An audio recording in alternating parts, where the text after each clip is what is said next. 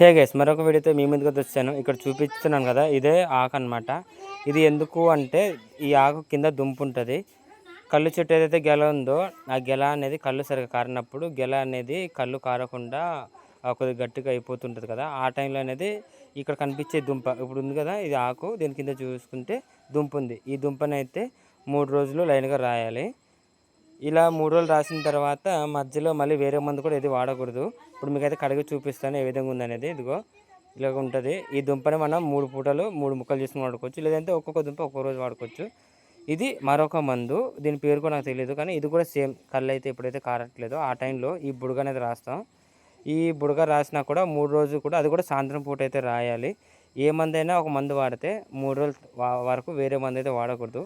ఇదో ఈ విధంగా తీసి ఇదిగో పేల్చాం కదా, అదే అలా ఆ విధంగా గెల దగ్గర పేర్చి ఇక్కడ కనిపించే విత్తనాలతో అయితే గెల చుట్టూరా రాయాలి. అది కూడా కోతేసింది.